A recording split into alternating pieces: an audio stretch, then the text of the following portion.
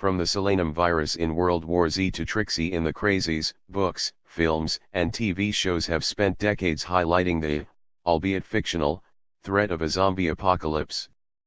But such a threat may be more real than first thought.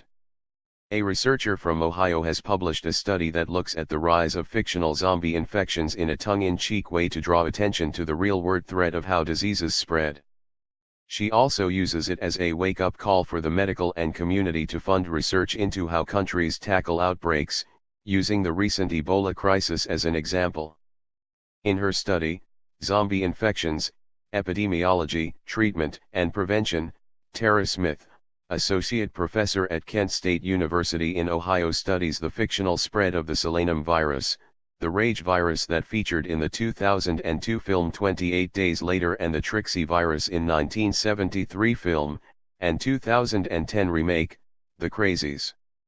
Her research is published in the British Medical Journal. Non-viral zombie causes include a form of the Black Plague bacterium, Yersinia pestis, the cordyceps fungus, and a mutated strain of the prion infection, commonly known as mad cow disease. She discovered that each of these viruses were typically spread by bites. Symptoms of infection during a zombie outbreak tend to be fairly uniform, regardless of the nature of the pathogen, added Associate Professor Smith.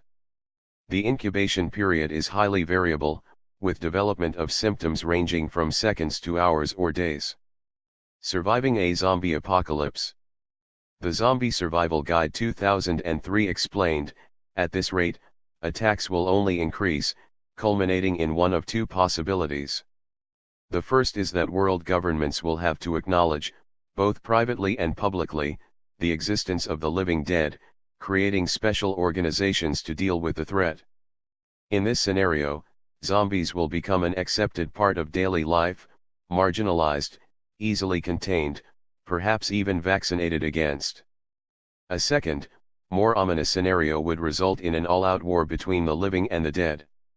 For the sake of humanity, we must ensure that the latter scenario does not occur, added Smith, and that we work together as a unified global community to respond quickly to any and all new zombie threats. In an interview with the Washington Post, Associate Professor Smith admitted, "We give talks around the country about scientific issues, tied into zombies. It's a way to bring attention to these subjects that otherwise might not seem interesting. In my case, it's infectious disease." She specifically made reference to the way nations handled the widespread outbreak of Ebola and how it highlighted how incredibly unprepared we are at handling epidemics of this kind. Plus, with the rise of antibiotic-resistant bacteria strains, Associate Professor said the issue should be considered more of a priority.